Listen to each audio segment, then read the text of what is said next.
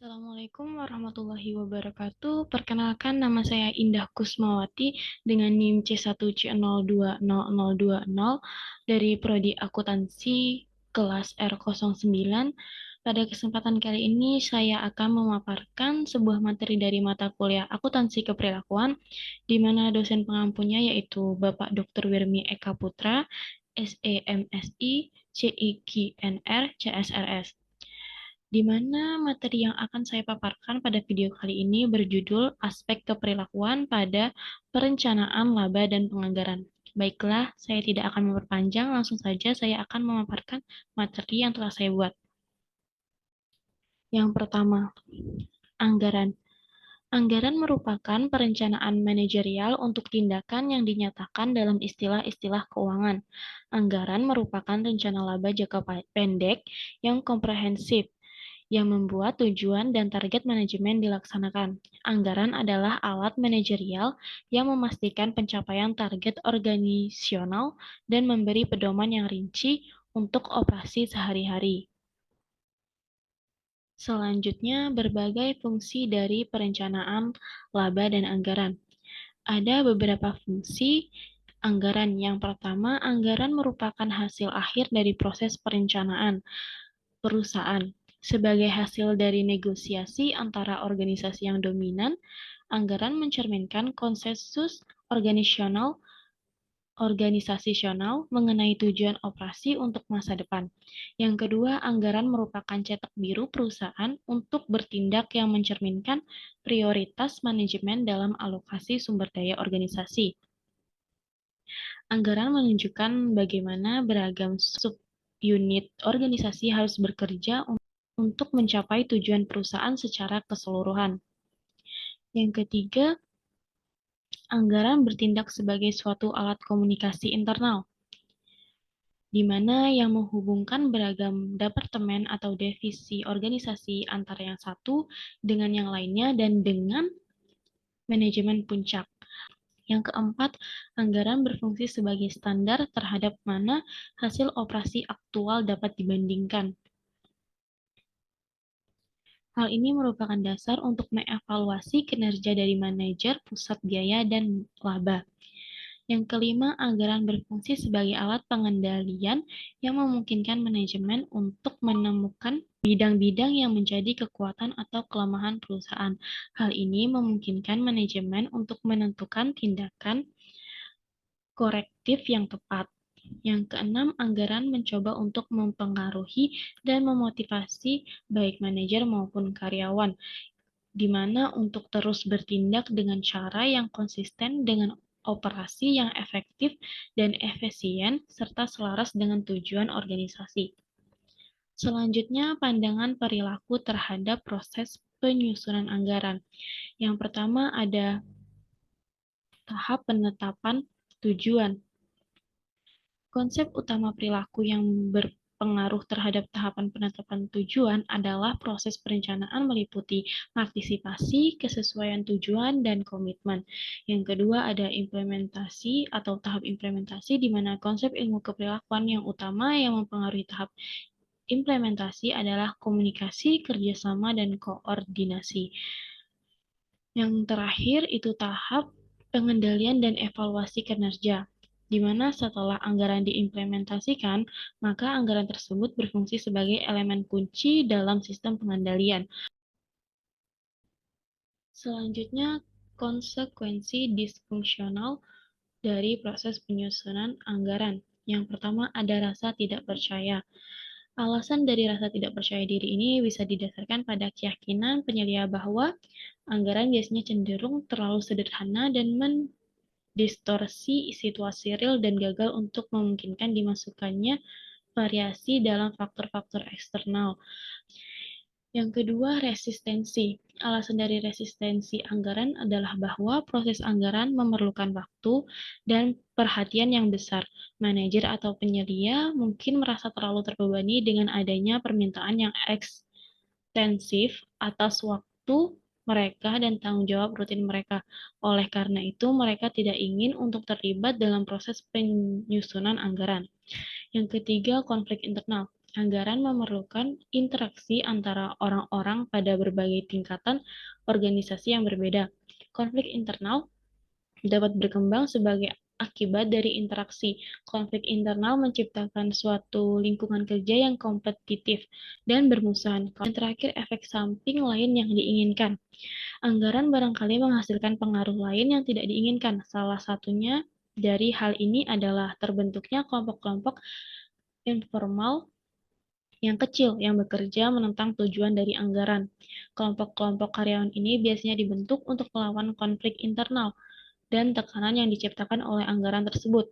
Tujuan mereka adalah untuk mengurangi ketegangan, tetapi mereka tidak sadar tujuan mereka dapat berlawanan dengan tujuan organisasi, dan dampak yang tidak diinginkan dari aktivitas mereka bisa juga berlawanan dengan tujuan yang mereka maksud sebelumnya, yaitu untuk mengurangi ketegangan.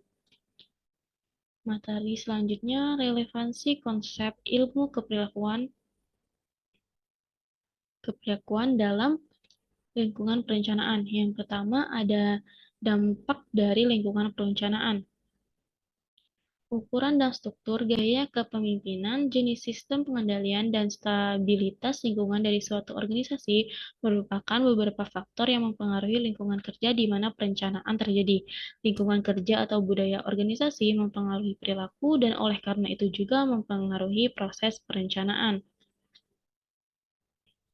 Yang kedua, ukuran dan struktur organisasi. Ukuran organisasi mengacaukan proses anggaran dengan cara-cara lain, misalnya saja manajer pada berbagai tingkatan organisasi dapat menyaring informasi dan meneruskan ke atas atau ke bawah hanya informasi yang menguntungkan bagi mereka. Manajer atau penyelia dapat melaksanakan hanya bagian tanggung jawab mereka yang konsisten dengan tujuan dan kepentingan mereka sendiri. Yang ketiga, gaya kepemilikan. Gaya kepemilikan juga mempengaruhi lingkungan perencanaan organisasi. Teori X dari McGregor menjelaskan gaya kepemimpinan yang otoriter dan dikendalikan secara ketat, di mana kebutuhan akan efisiensi dan pengendalian mengharuskan pendekatan manajerial tersebut untuk berurusan dengan bawahannya. Untuk memantau kinerja bawahan, para pemimpin ini menugaskan staf mereka untuk mengumpulkan informasi yang memungkinkan dilakukannya pengawasan secara tidak langsung. Filosofi ini untuk mendorong perilaku bawahan yang diinginkan adalah gaji mereka dengan baik dan awak mereka yang ketat. Yang keempat, stabilitas lingkungan organisasi. Lingkungan yang stabil mengenai risiko yang terbatas dan memungkinkan proses penetapan tujuan menjadi demokratis dan partisipatif. Lingkungan yang berubah dengan cepat menghasilkan situasi yang berisiko tinggi. Selanjutnya, konsep-konsep keperlakuan yang relevan dalam proses penyusunan anggaran. Yang pertama ada penetapan atau tahap penetapan tujuan. Adalah penting untuk diingat bahwa orang-orang di dalam organisasi bertanggung jawab untuk menentukan sasaran dan menetapkan tujuan. Orang-orang dalam organisasi juga bertanggung jawab atas pencapaian sasaran dan tujuan tersebut. Dengan demikian, fase penetapan tujuan dalam perencanaan biasanya penuh dengan kekurangan dalam perilaku. Yang kedua, keselarasan tujuan. Keselarasan tujuan atau kompatibilitas akan terjadi ketika individu memandang bahwa kebutuhan pribadinya dapat dipenuhi dengan mencapai tujuan organisasi. Jika tujuan organisasi dipandai sebagai alat untuk mencapai tujuan pribadi atau untuk memenuhi kebutuhan pribadi, maka tujuan organisasi akan memotivasi karyawan untuk menyelesaikan tindakan yang diinginkan. Yang ketiga, partisipasi. Partisipasi adalah suatu proses pengambilan keputusan bersama oleh dua bagian atau lebih pihak, di mana keputusan tersebut akan memiliki dampak masa depan terhadap mereka yang membuatnya. Dengan kata lain, pekerja dan manajer tingkat bawah memiliki suara dalam proses manajemen. Yang keempat, manfaat partisipasi. Salah satu manfaat dari partisipasi yang berhasil adalah bahwa partisipasi menjadi terlibat secara emosi dan bukan hanya secara tugas dalam pekerjaan mereka. Yang kelima, batasan dan permasalahan partisipasi. Dalam kondisi yang paling ideal pun, kadang partisipasi dalam penetapan tujuan mempunyai keterbatasannya sendiri. Proses partisipasi memberikan kekuasaan pada manajer untuk menetapkan isi dan anggaran mereka. Kekuasaan ini bisa digunakan untuk cara yang memiliki konsekuensi disfungsional bagi organisasi itu. Yang keenam, tahap implementasi. Setelah tujuan organisasi ditetapkan, Direktur Perencanaan konsolidasikannya ke dalam anggaran formal yang komprehensif. Cetak biru untuk tindakan di tingkat perusahaan ini kemudian disetujui oleh Presiden Direktur atau Dewan Komisaris. Anggaran tersebut kemungkinan atau kemudian diimplementasikan melalui komunikasi kepada karyawan kunci dalam organisasi. Hal ini menginformasikan kepada mereka mengenai harapan manajemen, alokasi sumber daya, kuota produksi, dan tenggang waktu. 7. Pengomunikasian anggaran. Direktur Perencanaan bertanggung jawab untuk mengimplementasikan anggaran. Hal ini dicapai dengan mengomunikasikan sasaran operasional yang disetujui oleh orang-orang di tingkat organisasi yang lebih rendah. Yang kedelapan, kerjasama dan koordinasi. Koordinasi adalah seni menggabungkan secara efektif seluruh sumber daya organisasi dari sudut pandang keperilakuan. Hal ini berarti menggabungkan bakat dan kekuatan dari setiap partisipasi organisasi dan membuatnya berjuang untuk mencapai tujuan yang sama. 9. Tahap pengendalian dan evaluasi kerja. Tujuan-tujuan yang dianggarkan jarang dicapai tanpa memantau kemajuan karyawan secara kontinu terhadap pencapaian tujuan mereka. Yang terakhir, laporan-laporan kinerja untuk mempertahankan kendali atas biaya dan untuk menjaga agar karyawan termotivasi ke arah pencapaian sasaran. Laporan kinerja sebaiknya disusun dan didistribusikan paling tidak secara bulanan. Selanjutnya, saya akan menjelaskan salah satu riset tentang perilaku disfungsional pada siklus penganggaran pemerintah tahap perencanaan anggaran, di mana ini ditulis oleh Indrawati Yuhertiana, Soparlan Pranoto, dan Hiro Priyono, di mana dari Jurnal Akuntansi dan Auditing Indonesia JAAI volume 19 nomor 1 tahun 2015. Latar belakang jurnal ini ditulis itu karena di Indonesia penelitian pada akuntansi keperilakuan khususnya pada organisasi publik itu masih sangat jarang dilakukan. Tujuan dari penelitian ini sendiri, penelitian ini bertujuan untuk memetakan perilaku disfungsional yang terjadi pada siklus penganggaran pemerintah, khususnya pada tahap perencanaan penganggaran.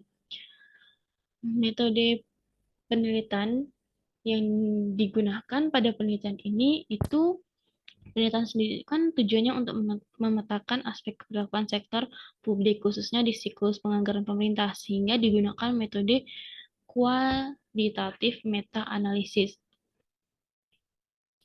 Penelitian berbasis tes ini menggunakan analisis konten dengan bantuan software kualitatif NVivo dan Mind Mapping Midjet untuk lebih memudahkan pemetaan komprehensif dengan mudah. Penelitian ini menggunakan pendekatan kualitatif karena tujuannya secara eksploratif memetakan berbagai aspek psikologi, sosiologi, perilaku disfungsional, dan aspek politik dalam siklus penganggaran pemerintah. Sampel penelitian adalah seluruh artikel penelitian yang terbit tahun 1998 sampai 2015 di Proceedings Symposium Nasional Akuntansi yang bertopik akuntansi sektor publik. Hasil dari penelitian ini dan diskusi yang pertama dari faktor psikologi dalam perencanaan anggaran. Teori psikologi digunakan untuk menjelaskan perilaku dalam penelitian akuntansi dan keuangan. Psikologi tidak hanya muncul pada perilaku keuangan pada perusahaan swasta, namun psikologi muncul di semua jenis organisasi di ranah keuangan publik atau keuangan negara. Psikologi juga mampu menjelaskan perilaku pembayaran pajak, penyelenggaraan negara maupun legislatif. Secara psikologi, penyebab partisipasi semu disebabkan rasa pesimis akibat seringnya ajuan anggaran tidak diakomodir oleh eksekutif. eksekutif. Masyarakat yang apatis cenderung pesimis dan pasrah menyerahkan proses pembangunan kepada pihak eksekutif. Perilaku-perilaku destruktif ini kalau tidak diantisipasi akan menyebabkan kerugian yang lebih besar. Yang kedua, perilaku disfungsional di siklus perencanaan anggaran. Perilaku oportunistik penyusunan anggaran dapat dikurangi dengan memperbaiki sistem perencanaan, yakni dengan merencanakan perencanaan partisipatif yang melibatkan masyarakat sehingga perencanaan anggaran lebih transparan dan aspiratif. Yang ketiga, budgetary slack ketika dianggap sebagai suatu faktor yang tidak beretika. Untuk menggambarkan model antisipasi perilaku disfungsional pada siklus penganggaran pemerintah diawali oleh Yuhertian yang menggali fenomena budgetary slack pada proses perencanaan anggaran pemerintah. Penelitian ini dilakukan oleh organisasi sektor publik. Kentalnya birokrasi, tingginya ketidakpastian, faktor politik yang dominan mendorong pejabat publik untuk melakukan budgetary slack. Penelitian tentang budgetary slack di organisasi sektor publik semakin banyak dilakukan akhir-akhir ini. Dalam penelitian eksplorasinya, Moore et al. Menjelaskan bahwa tingkat kesulitan anggaran mempengaruhi cenderungnya untuk menciptakan kesenjangan. Alasan responden menciptakan kesenjangan berdasarkan wawancara adalah untuk mengantisipasi adanya ketidakpastian akibat karakteristik penganggaran publik. Misalnya ketiga, tightness of budget, anggaran disusun berdasarkan undang-undang, revisi hanya dimungkinkan setelah adanya proses legalisasi peraturan daerah atau perda yang melibatkan peran legislatif. Selanjutnya, aspek sosiologi dalam perencanaan anggaran. Dalam penelitian akuntansi sosiologi terkait dengan akuntansi manajemen, mengatakan bahwa perilaku politik merupakan cerminan dari budaya politik atau suatu masyarakat, sehingga peningkatan kinerja pengawasan terhadap APBD akan dicapai oleh setiap anggota DPRD jika di dalam dirinya terbentuk suatu nilai budaya, yaitu budaya kesadaran memperjuangkan kepentingan masyarakat. Karena dengan kesadaran tersebut, anggota DPRD akan bekerja lebih optimal, yang selanjutnya akan meningkatkan kinerjanya. Yang terakhir, aspek politik. Ditemukannya bahwa anggaran yang telah ditetapkan melalui proses politik dihasilkan melalui sistem yang telah didominasi oleh struktur kekuasaan. Dominasi eksekutif didukung oleh keunggulan yang dimiliki, terutama dalam pengalaman, pengetahuan, dan penguasaan terhadap suatu fungsi pemerintahan. Dengan habitus dan modal yang dimiliki, eksekutif memiliki kemampuan untuk mendominasi ranah pembahasan, pendapatan, dan pelaksanaan anggaran. Sedangkan para legislatif dalam politik anggaran diwujudkan melalui konsensus bersama eksekutif yang ditentukan oleh kekuasaan politik yang mendominasi. Dengan kesimpulannya sendiri, pada penelitian akuntansi keperilakuan di sektor publik tidak terlepas dari partisipasi. Partisipasi anggaran tetap menjadi perhatian peneliti dalam 18 tahun keberadaan SNA. Namun terjadi pergeseran paradigma penelitian. Pendekatan kualitatif dengan berbagai metode digunakan untuk mengupas lebih mendalam bagaimana sebenarnya partisipasi masyarakat dalam budaya yang berbeda. Penyebab partisipasi semu tidak disebabkan dominasi eksekutif sendiri dalam hal pengalaman dan pengetahuan tentang sains kepemerintahan, namun pada beberapa daerah budaya, patuh manut menjadi relevan. Partisipasi anggaran menjadi sangat penting karena keterlibatan masyarakat menjadi embrio, mencerminkan sebuah perhatian terhadap masalah kemana negara akan dibawa. Lemahnya partisipasi, baik dalam partisipasi semu, monolog, formalitas, akan memberi peluang timbulnya moral hazard memanfaatkan kesempatan. Perilaku oportunistik dalam nuansa budaya politik yang salah menyebabkan para aktor dalam penyusunan anggaran, eksekutif dan legislatif menggunakan discretionary power-nya untuk memanfaatkan demi kepentingan pribadi dan kelompoknya sendiri. Perilaku ini dapat mendorong terjadinya fraud atau korupsi. Baiklah, sekian dari pemaparan saya pada video kali ini. Lebih dan kurangnya saya mohon maaf. Saya akhiri. Wassalamualaikum warahmatullahi wabarakatuh.